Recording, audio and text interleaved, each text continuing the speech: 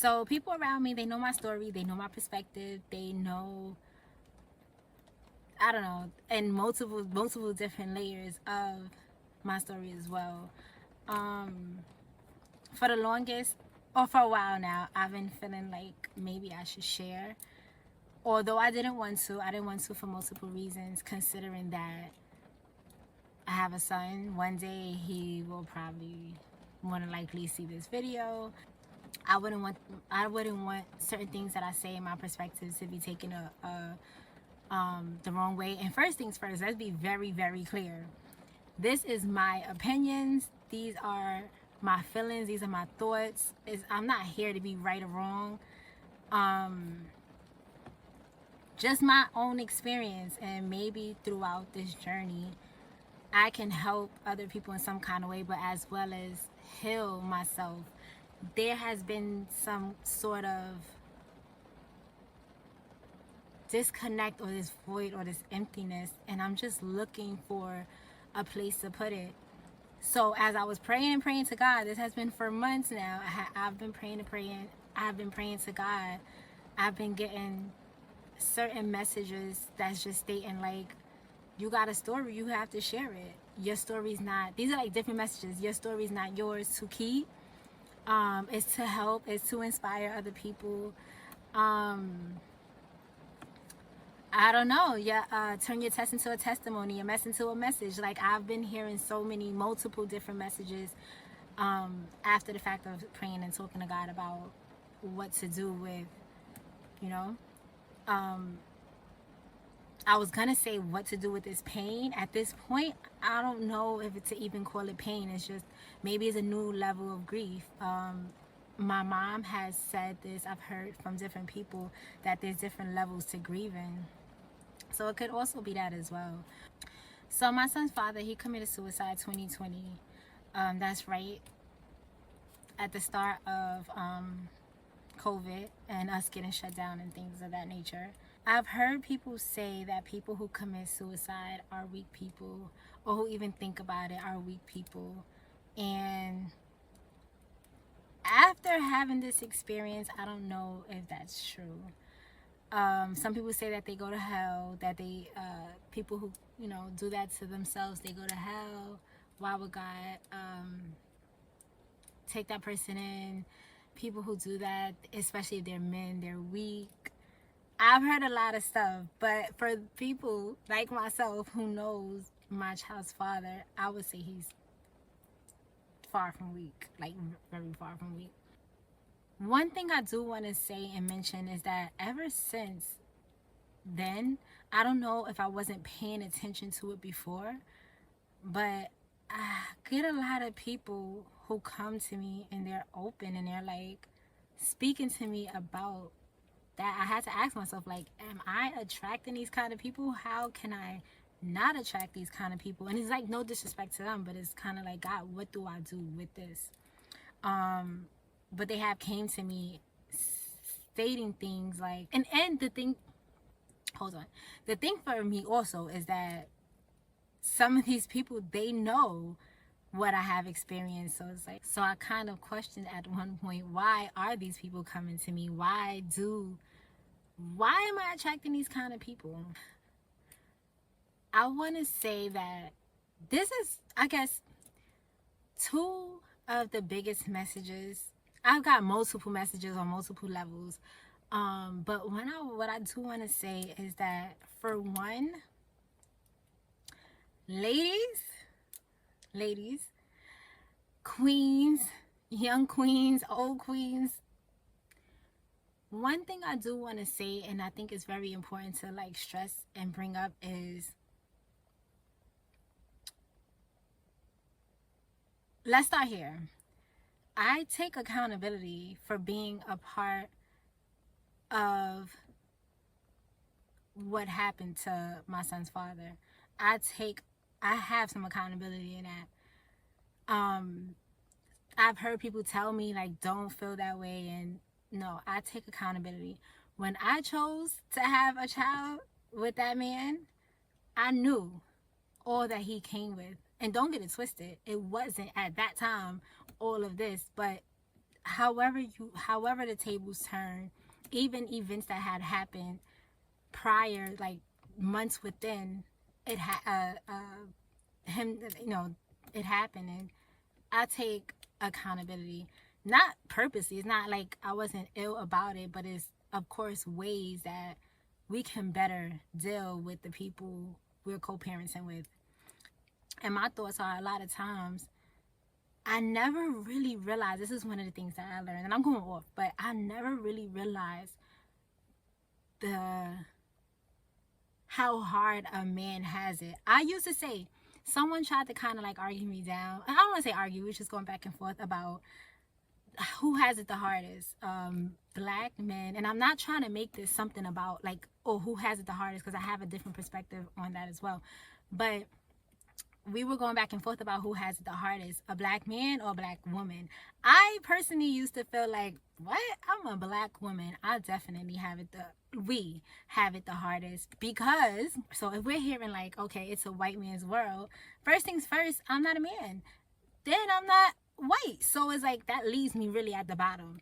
That was my old thoughts. However, after experiencing this, I'm like, whoa. God was showing me many times, like, no, like, not to say that any gender has it worse, like a black man or a black woman, but we both have our struggles. We both have our differences. And someone tried to kind of like go back and forth with me. She was like, I'm trying to take up for you. I was like, hold on. I don't need you to take up for me. God takes up for me. Let's start there. But taking up for me, only point that I was trying to make, they were saying that person was saying that we have it the worst as black women. I'm like, what? And I'm just saying, if I go two quick examples right now, if I get up and I want to go and get public assistance, and this, I'm just off the top of my head, if I go and get public assistance, I can easily go get public assistance over a single father. For real, like, as a single mom, I could go out and get public assistance. Easier, way easier. If the cops are called, I could. That's just one example. If I'm sitting here and I'm like, oh my God, you know what? This is probably the best. I was gonna give some totally different example. This is the best. When my son's father did what he did, prior to that, he was going to people for help, including myself. And we weren't hearing him in the way that he needed to be heard. When it comes to me and expressing myself, I have a whole team support of people. The same people that were around him, like, let's be clear. So, or that we both have access to. So even that alone shows how much. And again, I'm not really trying to size them up, but I'm saying, like, a cry out for help from a man sounds different. And the point that I'm trying to make is that for me to sit here and say, oh my God, I have it so much worse as a black female than a black male. It's like I said, not for nothing, a black male has the whole world. Majority of black men are following the white man. They're working for the white man is what I mean. Not following, but working for the white man. And I just find that how the system is made up, how the system is set up, there's no secret that it's set up for black women to feel empowered to go out and get it on their own and figure it out on their own. And we don't need a man. So all of that is just no secret. But the black man has it harder, much harder than I ever imagined or realized, how many traps are set up for them. So many things. But I know I am going really, really off base. But two things for certain is we choose them and we birth them. We birth these men. So I think that we need to start taking more accountability on how we are raising them. And it's not to say that men don't need to do their part. That men do not need to do their part. But we are the ones that life comes, literally, life comes through us, literally. So the first teacher, the first person that a baby hears or smells or just around is the female. It's the female, and we're so freaking powerful. You know what they say. They say, like, listen, we homemakers, but they say basically a woman, a real woman, we multiply everything. A real woman, we multiply everything. You give us something, we're gonna multiply it. You feel me? I don't know the saying, but it's something. But they feed a nation. A woman, you give a woman a little bit, she feeds a nation. Or a man will feed a family, and a woman something of that nature. Bottom line is that we just need to take more accountability, regardless. And I'm not taking the weight or the it's not to take the weight or the responsibility off a man. Absolutely not. But if we want to see change in our men, we got to change ourselves. It's just really that clear. We have to change ourselves. That's just it. That's law. That's actually science. If you want to see something change a variable, and you're gonna get a different outcome. So I'm just saying, we could definitely produce better kids, do our part. I have multiple ways that God have really, really showed me.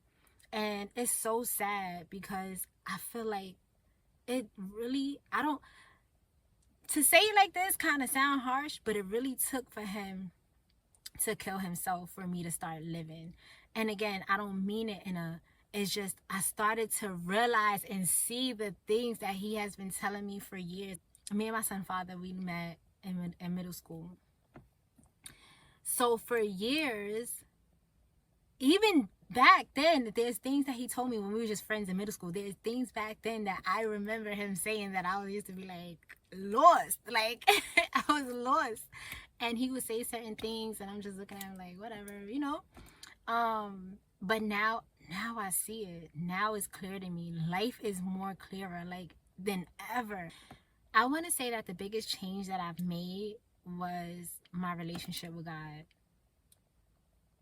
That has been the biggest impact. It took for him to kill himself, for me to lose myself in that pain completely, like in every area of my life, literally. But it like literally took me to die to myself, go through that depression. Oh, that's a whole nother story in itself. But go through that in order to really see, like, wow, like for real, like, wow. But and it sucks. It sucks that I had to come closer to God because of that. Like, you know, but that's how it happened. That's how it happened.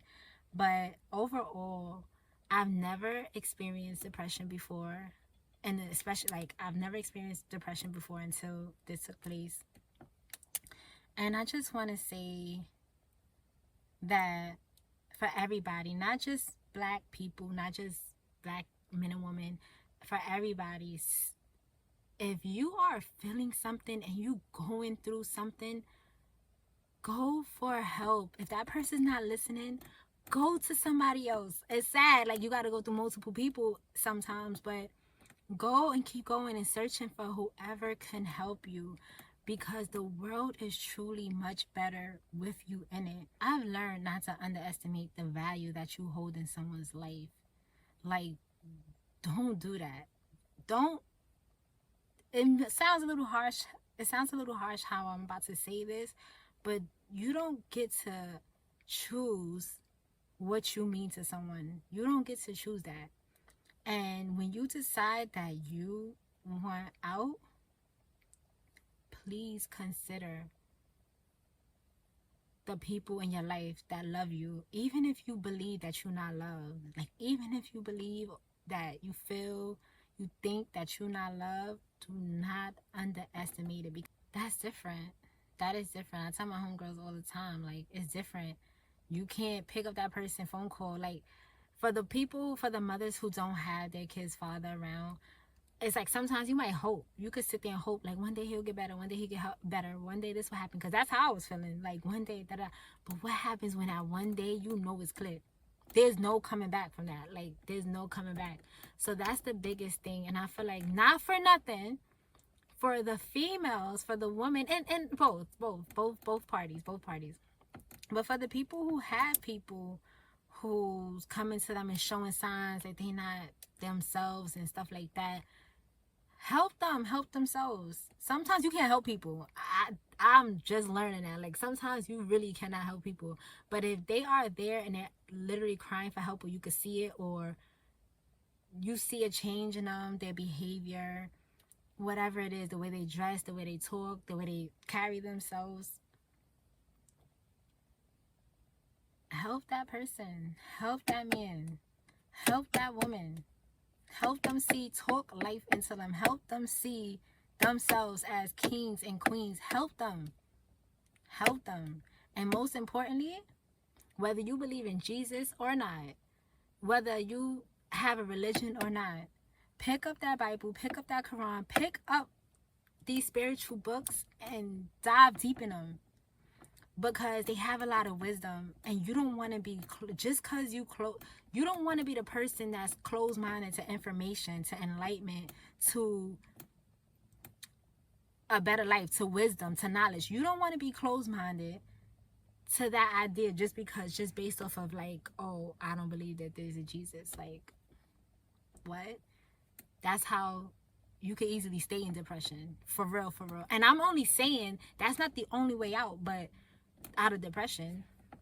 So that's not the only way out of depression or anything, but it's like, just don't be closed-minded just because of that. That's what I'm saying. Don't be closed-minded to the idea of picking up the word and looking into that just because your belief system is so strong that there's not a Jesus. You feel me? But I am going off a lot.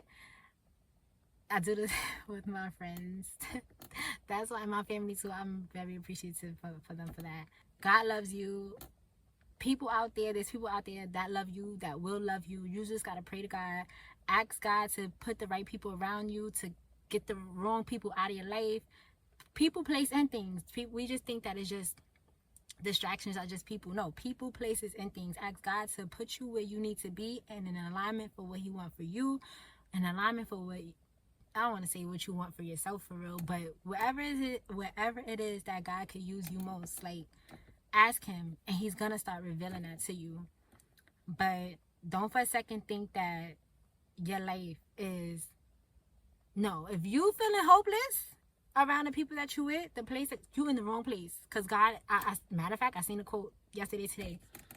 God will put you, and you will be, no, it was something like I was about to make something up, not make it up, but I was gonna, like, it was about to jack it up. So it's something, the quote was something like, God will have you feeling uncomfortable in places that you're really not supposed to be at. It was something like that. And I was like, ooh, okay.